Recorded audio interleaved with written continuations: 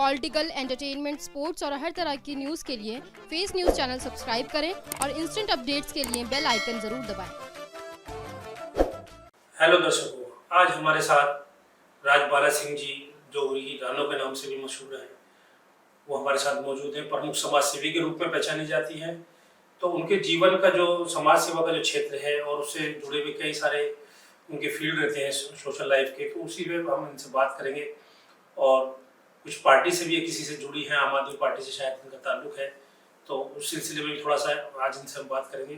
तो आपका स्वागत है मैडम। नमस्कार। सबसे पहले मैं ये जानना चाहूँगा कि आप इस एज में आकर भी जो है इतनी भागदौड़ हम देखते हैं, आपकी एक्टिविटी रहती हैं, तो ये क्या मकसद है, आप क्यों करना चाहती हैं, सब क्यों करती हैं? ये मैं इसलिए करना चाहती हूँ कि ये मैं इसके लिए कुछ सोचती नहीं हूँ कुछ करने के लिए, ये अंदर से कुछ अपने आप ही ऐसी फीलिंग होती है कि हमें कुछ करना है। और मुझे लगता है कि ये अगर मेरे अंदर फीलिंग है तो ये सब में होनी चाहिए ऐसी कि हम कुछ करें। तो कब से कर रहे हैं, आपकी शुरुआत ही कब, थोड़ा सा बताएं। शुरुआत तो देखो, ये कुछ चीजें तो आपके ब्लड में होती हैं जी, जो आपको विरासत में मिलती हैं, तो आपका माइंड उस तरफ चलना शुरू हो जाता है। फिर जब कुछ आपका अपना नेचर है कि आप किसी की हेल्प करना चाहते हैं, अगर आप करते हैं तो आपको अच्छा लगता है तो आप और आगे करना चाहते हैं। तो यही मेरे साथ हुआ कि शादी से पहले भी कभी कहीं कुछ ऐसा देखती थी तो मुझे लगता था कि इनकी कुछ हेल्प करनी चाहिए। तो उससे जो खुशी मिलती है ना, अपने आप को जो एक सेटिस्फेक्शन मिलती है कि हाँ हमने किसी के लिए कुछ किया, तो वो बढ़ते बढ़ते फिर एक टाइम पे फिर ऐसा होता है कि आपका झुकाव उधर चलना शुरू हो जाता है। तो वही मेरे साथ हुआ। तो ये जो सफर है, आप बता रहे हैं कि शादी से पहले शुरू हुआ, तो आपके जो परिवार का जो जहाँ आप पली बड़ी हैं, तो उसमें वहीं से सब मुझे लगता है कि आपने सब सीखा है। तो आपका ऐसे कुछ घर का माहौल रहा होगा? देखिए, मेरे घर का माहौल तो, मेरे मायके का माहौल तो ऐसा इतना नहीं था, ठीक है, पर मुझे अपने ससुराल में मेरे जो ससुर साहब थे उनसे मेरे को बहुत ज्यादा इंस्पिरेशन मिली, बहुत ही। जी, मतलब वो जो ससुर जो थे उनको मैं, मतलब एक जैसे फर्स्ट टाइम मैंने उनको देखा तो एक स्पार्क सा होता है ना जो एक सूफी संतों में, तो वो एक संत ही थे मेरे फादर इन लॉ।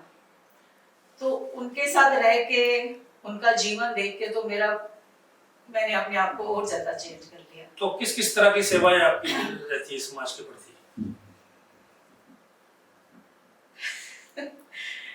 कुछ तो देखिए, मैं घर वालों से चोरी भी करती थी जी, कि कभी किसी को फाइनेंशियल अगर जरूरत है तो कई बार मेरे हस्बैंड में से पूछते भी है कि कल तो दिए थे तुम्हें पैसे। तो थोड़ा बहुत फाइनेंशियली भी सपोर्ट करती हूँ। और कुछ वैसे अगर कोई किसी को जरूरत है, मेरी फिजिकली अगर किसी को जरूरत है कि मुझे उसके लिए जाना है या उसको मेरी कंपनी की जरूरत है, मेरे जाने से उसको कुछ अच्छा भी लगता है, तब भी मैं चली जाती हूँ। तो उस तरह की है, कोई बीमार है, किसी को वैसे ही आप किसी के साथ थोड़ा टाइम भी स्पेंड कर लेते हैं तो उससे भी उसको बहुत सुकून मिलता है, तो वो भी करना चाहती हूँ। जरूरी नहीं है कि हर जगह हमने फाइनेंशियल सपोर्ट करनी है, पर कहीं किसी जगह मेंटली भी तुम्हें अपने आप को समय देना पड़ता है। मतलब हेल्थ और एजुकेशन पे आप ज्यादा हाँ जी, काम रहता है आपका। राजबाला जी, अक्सर देखा जाता है कि लोग समाज सेवा के रास्ते पॉलिटिक्स में एंट्री करते हैं, तो क्या आपका मकसद भी कुछ इसी तरह का है कि आप समाज सेवा के रास्ते राजनीति में कुछ हासिल करना चाहती हैं? कुछ नहीं, ऐसा कोई भी इरादा नहीं था कि मैं समाज सेवा के थ्रू मैं पॉलिटिक्स में जाऊं और वहां मुझे कुछ लालच हो। ऐसा सोच के ना तो मैं पार्टी में आई हूँ और ना मुझे लगता है आगे जाके कुछ ऐसा मैं करना चाहूंगी। मैं सिर्फ अगर पार्टी में आई तो केजरीवाल साहब की जो नीतियां हैं, जिस तरीके से उन्होंने काम किया है गरीबों के लिए, या जो वो कर भी रहे हैं, या आने वाले टाइम में भी जो उनके जो भी वो करना चाहते हैं, जिस तरीके से भी वो कर रहे हैं, तो मैं उनसे प्रभावित हुई। और एक सबसे बड़ी बात ये है कि केजरीवाल साहब एक एजुकेटेड लीडर हैं, और एजुकेशन को देखते हुए जिस तरीके से वो पार्टी में उन्होंने पार्टी को खड़ा किया है, ये भी एक काबिले तारीफ है। तो मुझे यही लगा कि अगर जाना ही है अगर इसमें पॉलिटिक्स में, तो फिर केजरीवाल साहब के साथ क्यों नहीं।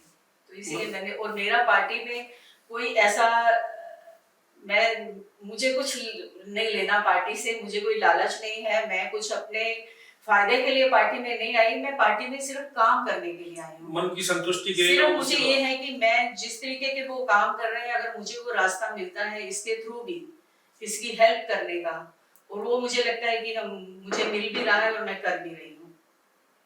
चलिए, ये तो बहुत अच्छी बात है कि आप इसके अलावा और भी कोई एक्टिविटी रहती है आपके समाज में? जैसे इसके अलावा मैं लीगल ऑर्गेनाइजेशन ऑफ इंडिया जो हमारा है उसमें भी मैं एज ए प्रेसिडेंट काम कर रही हूँ।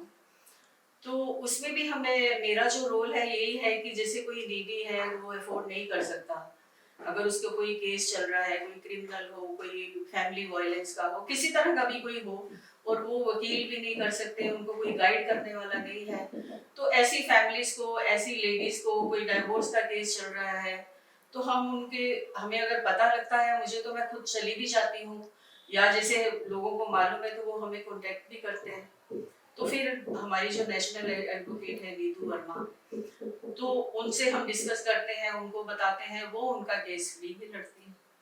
मैंने देखा है आपको कई मंचों पर आपको ऑनर किया जाता है, तो कैसा फील करते हैं आपके भाई आपकी जो मेहनत है वो रंग ला रही है? देखिए, ये जब ऑनर मिलता है तो उसके बाद और करने का मन करता है, ये तो बहुत अच्छा प्लेटफॉर्म है, और जो आप भी कर रहे हैं मुझे लगता है कि आप ऐसा करते रहिए और हम जैसे लोगों को प्रोत्साहन मिलता रहे और हम और आगे अच्छे काम करें।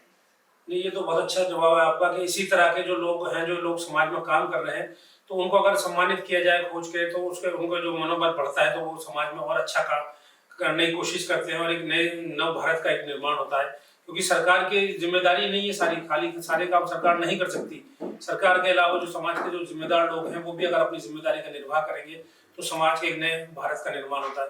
राजबाला जी, जो है हम एक चीज और आपसे पूछना चाहेंगे कि समाज को क्या कोई संदेश आप देना चाहेंगे, जैसे इस एज में आकर भी आप जो समाज सेवा के क्षेत्र से जुड़ी हुई हैं, तो और लोगों को क्या मैसेज देना चाहेंगे? मैं मैसेज ये देना चाहूंगी कि जाते जाते मैं आपको बताना चाहती हूँ कि मेरी लाइफ में भी एक ऐसी ट्रेजेडी हुई, और उसके बाद कई बार तो मैंने देखा है कि ऐसी जब सिचुएशन आती है तो लोग अपने आप को छोड़ देते हैं, वो सोचते हैं कि बस अब सब कुछ खत्म। ऐसा मैंने भी सोचा था, लेकिन उसके बाद मैंने यही देखा कि नहीं, हमें अपनी लाइफ को जीना है और अपने साथ दूसरों को भी ये संदेश देना है कि ये जो ट्रेजेडी है ये तो आपको जो हो गई उसके साथ हमने अपना जीवन नहीं बिताना।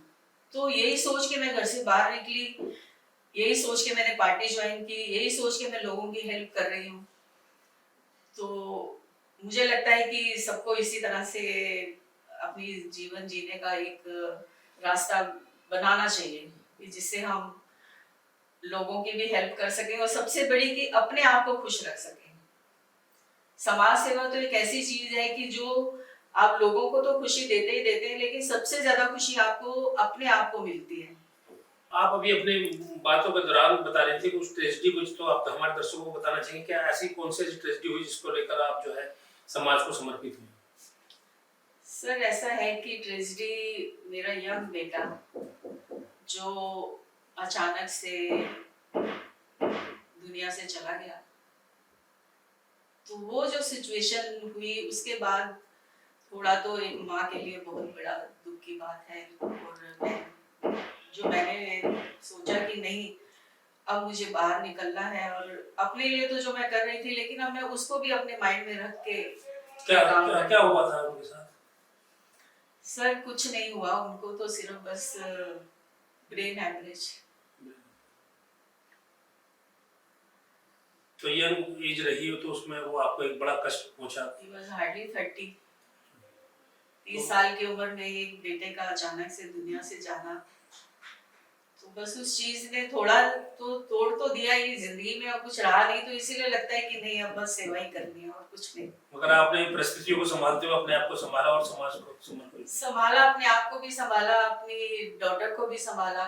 वो खुद भी वो आजकल कनाडा में रह रही है, तो इसी तरह से बस जिंदगी बिताना चाहती हूँ कि लोगों की सेवा करूं, बस मुझे और किसी चीज का कोई लालच नहीं है, और ना ही मुझे कहीं से कुछ फाइनेंशियल गेन की कोई मुझे है कि मुझे यहाँ से कुछ फायदा हो, नहीं, अब सिर्फ ये है कि मुझे कोई और रास्ता भी मिल जाए। मैं चाहती हूँ कि मुझे कुछ ऐसा रास्ता मिले कि जो मैं अपने हाथों से भी फिजिकली, जैसे कोई मतलब अंदर से जो मेरी एक, मैंने मदर टेरेसा जी का कल पढ़ा भी उनका, कि वो कैसे लोगों को, गरीब लोगों को भी जा के, बीमारों को उन्होंने किस तरह से सेवा की। तो वो मैं पूरी रात ना उस चीज को ही सोचती रही कि मुझे कैसा, वो मैं कहाँ पे जाके ये सब करूं। तो ये चीज करना चाहती हूँ मैं भी, कि किसी हॉस्पिटल में अगर मैं जाऊं या कहीं कोई ऐसी मुझे जगह, कोई संस्था मिल जाए, मैं वहां पे जाके ये काम करना चाहती हूँ। ये मेरी इच्छा है।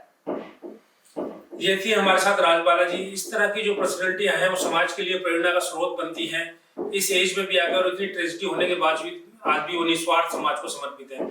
हमें ऐसे लोगों से प्रेरणा लेनी चाहिए। समाज के उस हर व्यक्ति को प्रेरणा लेनी चाहिए जो कि सक्षम है, जो कुछ लोगों के लिए कर सकता है, समाज के लिए कर सकता है, उनको आगे बढ़कर आना चाहिए और करना चाहिए। इसी अपडेट के साथ देखते रहिए फेस न्यूज।